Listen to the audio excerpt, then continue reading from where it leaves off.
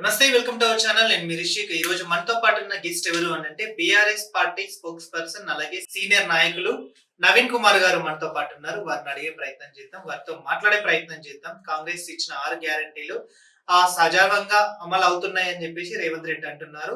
అయితే ఇక్కడ ప్రజలను మభ్యపెట్టి కేవలం ఓట్లతో మాత్రమే చెలగాటమాడి ప్రజలను, తెలంగాణ ప్రజలను 6 గ్యారంటీలు అని చెప్పేసి మోసం చేసిన సందర్భం రేవంత్ రెడ్డి గారిది అని చెప్పేసి కూడా బీఆర్ఎస్ పార్టీ నాయకులు అంటున్నారు. అందులో భాగంగా నవీన్ కుమార్ గారు మనతో పాటు ఉన్నారు. వారిని అడిగి వారితో మాట్లాడే ప్రయత్నం అయితే చేద్దాం. నమస్తే నవీన్ గారు. నమస్తే. స్వామి శరణమయ్యప్ప. ఎలా ఉన్నారు? బాగున్నాను. ఓకే. బీఆర్ఎస్ పార్టీలో మీరు కీలక పాత్ర వహిస్తున్నారు. అలాగే ఇంకోటి ఏంటంటే ప్రతి మీడియాలో కూడా, సోషల్ మీడియాలో కూడా మీరు చాలా యాక్టివ్ గా ఉంటున్నారు. కాంగ్రెస్ పార్టీని ఎప్పటికప్పుడు నిలదీస్తున్నారు. అంటే 6 గ్యారంటీలు 420 హామీలతో రేవంత్ రెడ్డి గారు ప్రభుత్వం ఇప్పుడు కొనసాగుతుంది. అమలు అవుతుంది అంటారు? ఇప్పటికీ దాదాపు ముఖ్యమంత్రిగా ప్రమాణ స్వీకారం చేసి 2 ఏళ్ళు పూర్తి చేసుకున్నాం.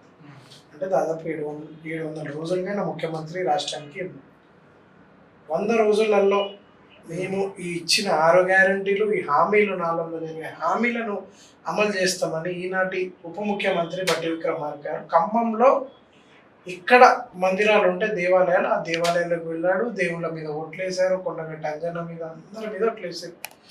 వరంగల్ పోతే సమ్మక్క సారక్క, ఈ అందరు దేవుళ్ళ పైన ఒట్టేసి రాష్ట్ర ప్రజలు కూడా కొద్దిగా మార్పు కోరుకున్నారు. అంటే 10 ఏళ్ళు కేసీఆర్ గారు హయాం చూసినాం. సరే 2000 పెన్షన్కి 4000 చేస్తామన్నారు. లక్ష రూపాయల కళ్యాణ లక్ష్మి చెక్కి తులం బంగారం యాడ్ చేసి ఇస్తున్నారు. మహిళలకు 2000 అన్నారు. చదువుకున్న మహిళలకి స్కూటీ అన్నారు. విద్యార్థులకి రాజయోగ వికాసం అన్నారు. నిరుద్యోగుల వృద్ధి అన్నారు. సంవత్సరానికి 2 లక్షల ఉద్యోగాలు అన్నారు. ఇట్లా చెప్పుకుంటూ పోతే మనకు 700 రోజులు గడిచిపోతాయి వాళ్ళు చెప్పిన మాట.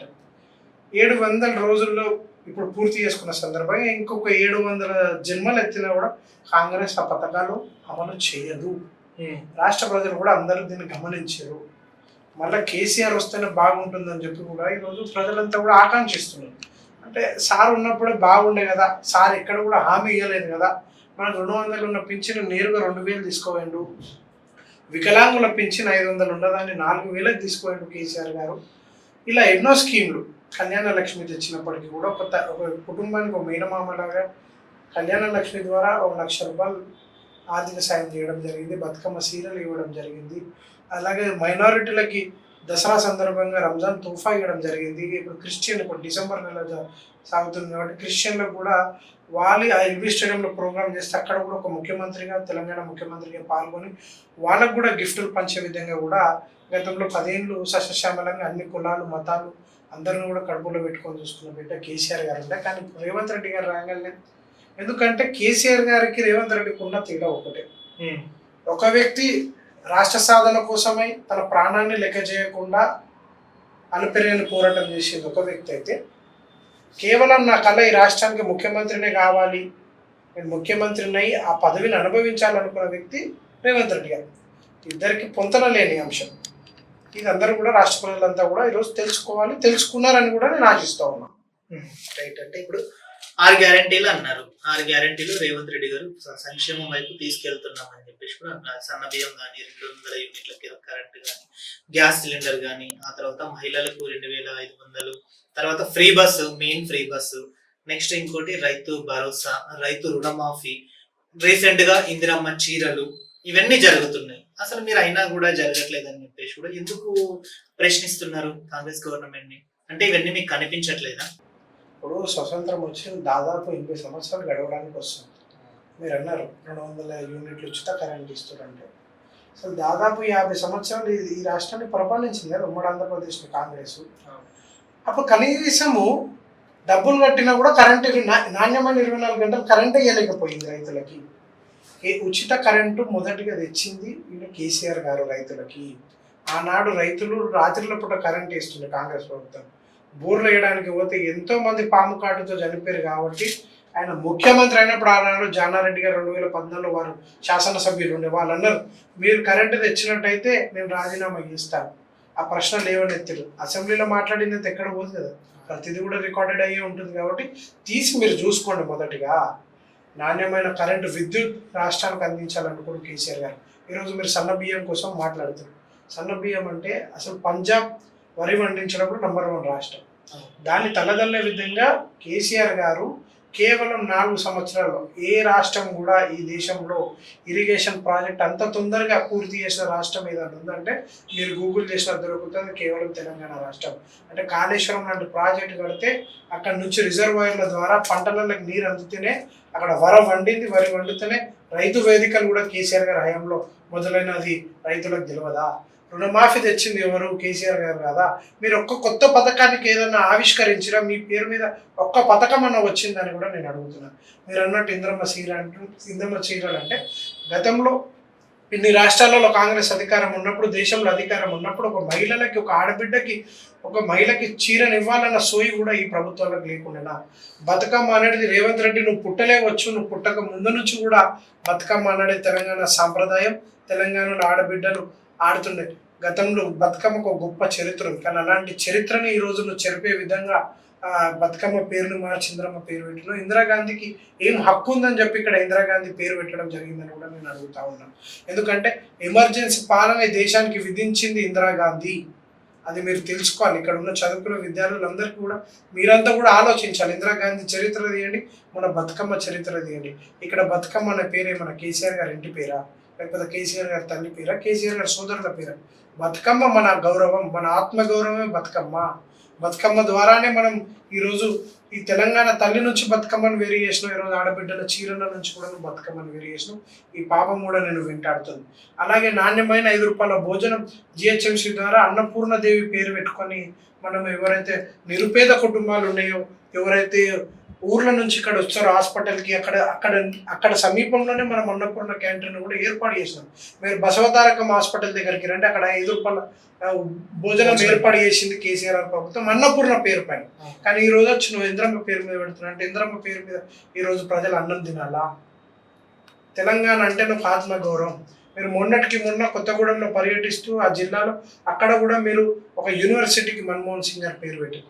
నేను అంటున్నా ఈ గడ్డ మీద కరువైరా. స్వాతంత్ర పోరాటంలో ఎంతో మంది పోరాడారు కదా, ఒక కుమరం భీం, చాకలి ఐలమ్మ, అలాగే సైరా నరసింహారెడ్డి గారు. మనకు ఒక చిత్రం వచ్చినప్పటికీ కూడా తెలియదు ఇక్కడ ఎంతమంది స్వాతంత్ర పోరాటంలో. అదే మలిదశ ఉద్యమంలో ఒక మొదటి వ్యక్తి శ్రీకాంతాచారి తన ప్రాణాలు కోల్పోయారు. అలాగే కానిస్టేబుల్ కృష్ణయ్య తన ప్రాణాలను అర్పించారు. అంటే వాళ్ళ పేర్లు అంటే ఈ ప్రతి బలిదానం కంటే ఆత్మ బలిదానం గొప్పదని మనం నమ్ముతాం. సో తన ప్రాణాలను అర్పించి రాష్ట్రం కోసం అన్నప్పుడు వాళ్ళ పేర్లు పెట్టొచ్చు కదా. ఎందుకు వలస నాయకుల పేర్లు ఈ తెలంగాణ రాష్ట్రం పైన రుద్దుతున్నారని కూడా నేను గట్టిగా ఈ ప్రభుత్వాన్ని ప్రశ్నిస్తూ ఉన్నా. ఈ పోరాటం ఈ పార్టీ వైపు నుంచి కాకపోయినా వ్యక్తిగతంగా అయినా నేను ఈ అంశం పైన మాత్రం చాలా గట్టిగా పోరాడదామని కంకణం కట్టుకున్నా, బయలుదేరతా గట్టిగా ఉన్నా. రైట్. అంటే ఇప్పుడు నిరుద్యోగుల విషయంలో మీరు 2 లక్షల ఉద్యోగాలు ఇస్తామని చెప్పేసి మోసం చేసిన ఘనత మీది కాదా? కాళేశ్వరం ప్రాజెక్టులో కుంభకోణాలు చేసిన ఘనత మీది కాదా? నెక్స్ట్ రేవంత్ రెడ్డి ఇప్పుడు కేసీఆర్ గారు ఆనాటి గురుకులాలలో పాము కాటుకు బలి అయినా కూడా ప్రజలను పట్టించుకునే సందర్భము విద్యాశాఖ అయి ఉండి సబితా ఇంద్రారెడ్డి గారు కూడా ఒక్క రివ్యూ కూడా ఒకటే సందర్శన లేదు సందర్భం కూడా మీది కాదా?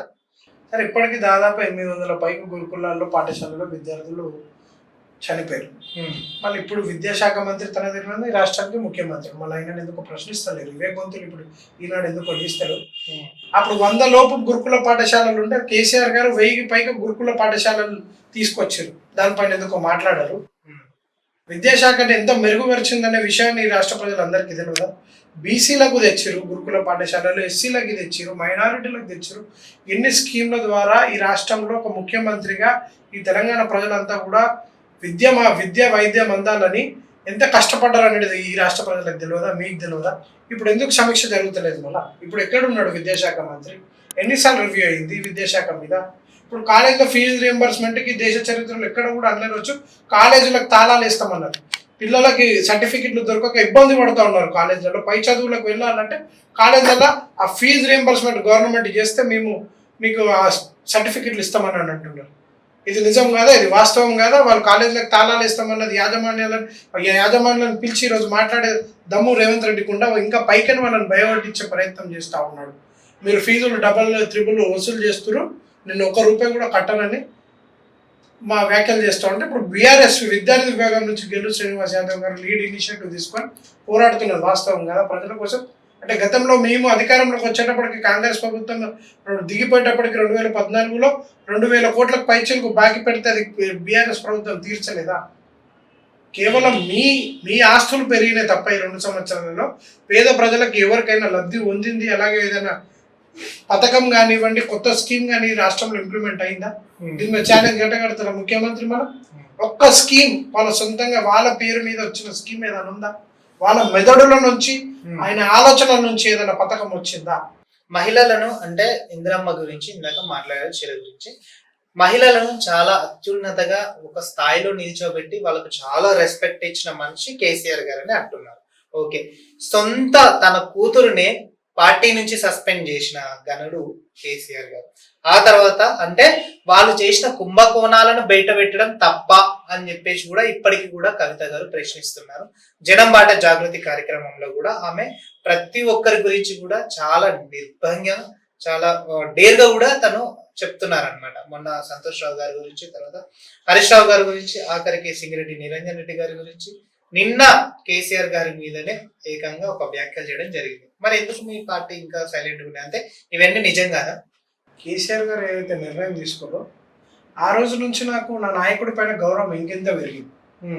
అంటే రక్త సంబంధం కంటే కూడా తను తెచ్చుకున్న తెలంగాణ మీద ఉన్న ప్రేమ కానివ్వండి, తెలంగాణ రాష్ట్రంలో ఉన్న ప్రజలపైన గౌరవంతో కన్న రక్త సంబంధాన్ని కూడా దూరం పెట్టి పార్టీకి ఎవరైనా వ్యతిరేకంగా వెళ్తే కార్యాచరణ ఉంటే సస్పెండ్ చేశారు. అంటే ప్రతి ఒక్కరు గొంతులు లేచినాయి. ఆనాడు చాలా మంది పార్టీకి వ్యతిరేకంగా పనిచేస్తే వాళ్ళని సస్పెండ్ చేసిరు, వాళ్ళ కూతుర్ని సస్పెండ్ చేశారు అని బేషరతుగా సస్పెండ్ చేసి ఇప్పుడు ఆరోపణలు చేయొచ్చు. ఇప్పుడు ఆమె పైన ఉంది లిక్కర్ క్యూన్ అని చెప్పి, లిక్కర్ రాని అని చెప్పి తిహార్ జైల్లో వారు ఉన్నప్పుడు ఎవరన్నీ కష్టపడ్డారు.